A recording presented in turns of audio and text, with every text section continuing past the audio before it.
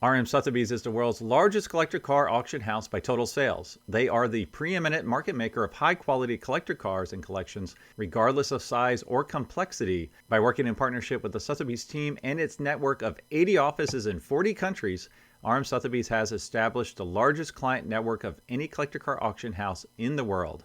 Join the RM Sotheby's family by connecting with one of their car specialists at rmsotheby's.com or contact me directly at gstanley@rmsotheby's.com. LLC TLC is here to save you money on all of your vehicle purchases. LLC TLC will permanently register your classic cars in Montana to avoid any annual renewal fees. As your registered agent, they will handle everything for you so you never have to step foot in Montana. And as a listener of this podcast, LLC TLC is offering 30% off your entire package. Simply go to llctlc.com/classic or mention this podcast when you contact LLC TLC directly. All right, so it's time for another original owner story. So I have Bill Mitchell here with his 1960 Imperial, right? Chrysler Crown Imperial.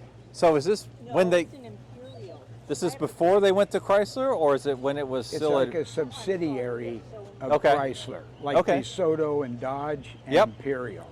Right. All right, so this is a stunning car. I've always loved Imperials because they were overbuilt, right, for the Yes. period? Yes. So explain that a little bit. What does it mean by an Imperial kind of being overbuilt? Overbuilt is the chassis is a square box frame boxed with an X through the middle, and the weight's over 5,000 pounds. Really? Right. So it's very, very, very sturdy. They even outlawed them in demolition derbies because they would always win. Yes, that's what I've heard. Now, Yes. what is your dog's name? Your wonderful That's greyhound Hudson. over here. What's That's his name? Hudson. Hudson? Let's say hello to Hudson. Come here, Hudson. A galgo. A galgo. What's a Yes. galgo? He is from Spain, and they are hunters. He's similar to a greyhound, but he has webbed feet, and so he's a rescue from Spain.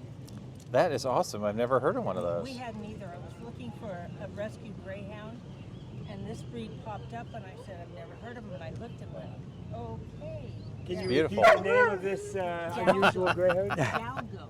Galgo. Oh, yeah. Very vocal. All right. Oh yeah, he likes talking. He likes talking. That's okay. No. All right. So let's see. 1960 Imperial. And your dad bought it new? Yeah, my father bought it new in 1960 in San Francisco on Van Ness Avenue, and we lived in Millbrae. So why did he buy a convertible for his family? You have any siblings? Yeah, I have a sister. The reason that he bought this convertible was he liked the look of it with the canvas top. And that was the reason, and he did not put the top down for over 20 years, and he wouldn't allow us to put the top down either. So the top, when I got the car from him in 1982, naturally the top didn't work, so I had to take it all apart, put all new parts in it. Now the top's down all the time. So did he order it special? Was it on the lot? It was there at the, it was ordered by somebody else, and then he picked it up from the dealership. I guess they canceled the order. Okay, so someone ordered it, canceled it. So it's got gorgeous, thick white wall tires. And now, is that actually white? It is, correct? Yes. Now, what's the official paint color? Is The it paint just color is Alaskan white. Alaskan? And I've always loved these brake lights. I always thought these were just stellar. Yeah, this is the only year where you have the full circle target ring. Okay. Yes. So black interior, bench seat. Yep.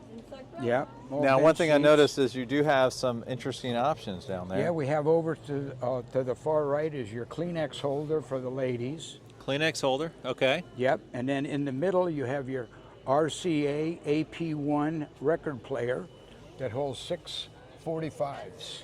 Now, I always thought that it wasn't 45s, that it was specific to like that record player, but you're saying No, this this- one actually holds 45s? Yeah, this one is regular 45s for 2 years, 59 and 60, I believe. Okay. And so yes. Do you mind Yes. popping the hood so No, take a look not at the at all. engine? I'll follow you over there because I want to see the dash. I know the dashes on these are just gorgeous. Yeah, they're really beautiful at night.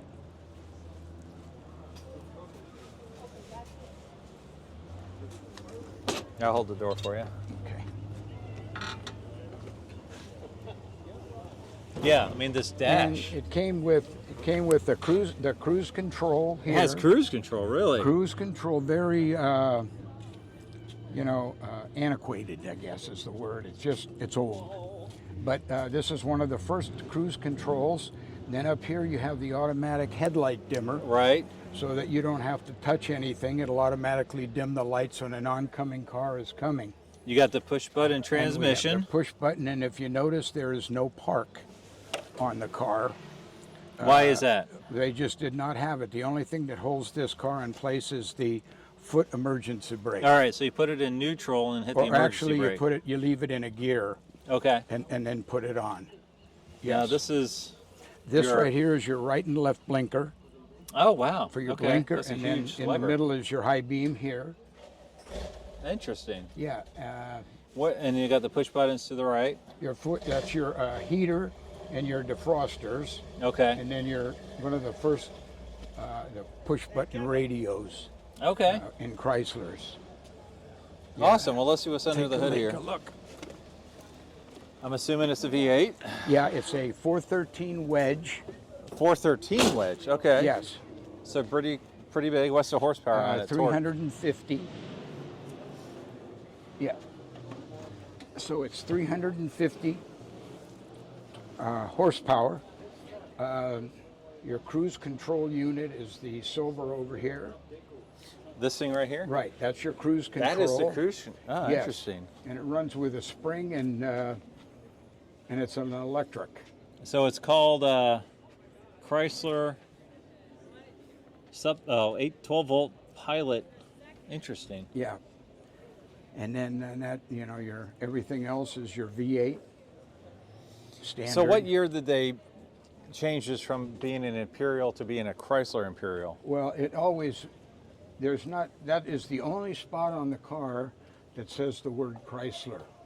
Oh, That's okay. the only spot. Everything else, whatever you want to buy or see, it's an Imperial, Okay. period. All right. I think that they wanted to elevate it above all of the other Chryslers, with the Dodges and DeSotos and Chrysler itself. They wanted to elevate the Imperial to their luxury car. Sure. Yeah. So that's why. So do you mind Yes. closing the hood? We'll get a No. good shot of the car here.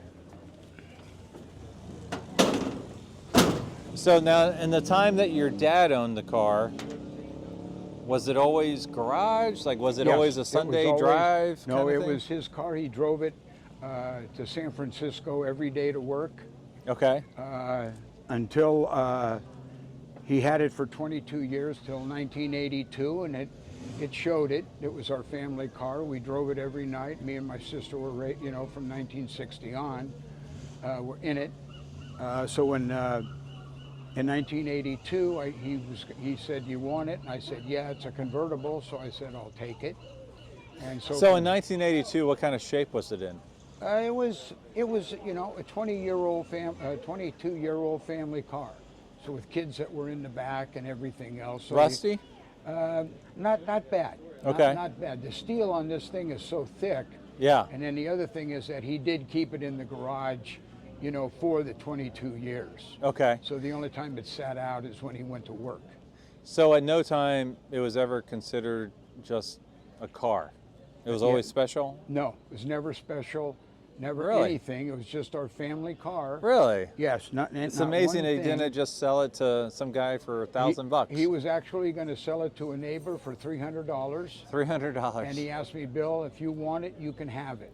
And I said, "Well, since it's a convertible," I said, "I'll take it." Because I So- wanted to get it working. It sounds like if it wasn't a convertible, it would no longer have this great story, right? Exactly right. Interesting. Exactly right. The Imperials are not on a high demand, like your earlier cars in that age, your shoebox cars, your Chevys and Fords and all of that were, these were too expensive. So, 82, did you immediately start driving it, or did you have to do some work to it? No, I immediately drove it.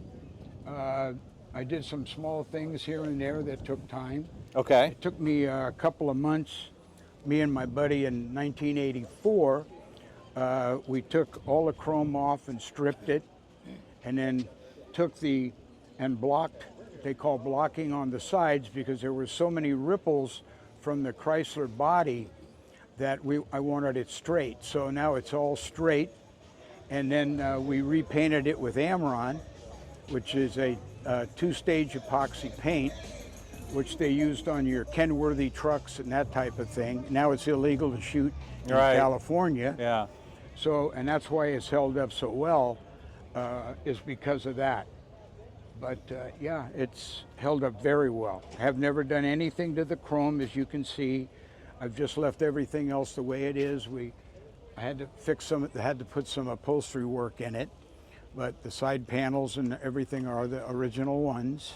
So was there any point that you were like, you know what, like I'm thinking mid-90s, you know what, it's just a used car, sell it, or had it transition into being a classic by then? Well, it had actually, when I was raising my family, my kids, we would always try to put the top down and be in 4th of July parades with it and hang streamers and balloons on it and things like that. But we never really considered it anything but a fun family car that was a convertible.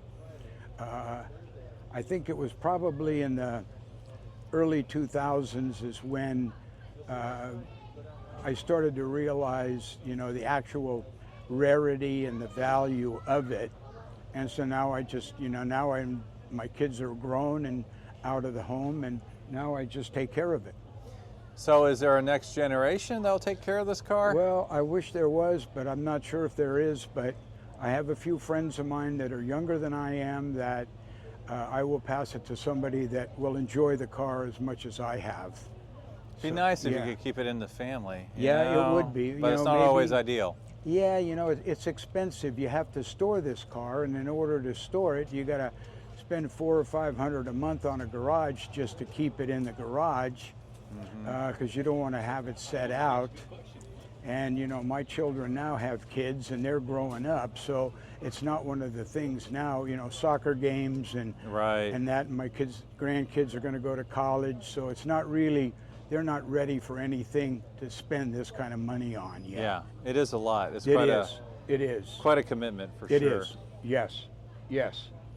Well, thank you for sharing it. It's so awesome to see such a iconic car in the same family for, what is that? Let me do my math here. 64 years. 64 years. And his name is Francis, and that was my father's middle name, was Francis. Francis. That's it. Yeah. So my wife named him Francis, and so that's what we call him. And you know, whenever we refer to him, let's go get Francis and get out and have a good time. That's awesome. Well, thanks so much for sharing your All right, story. thank you. I appreciate it.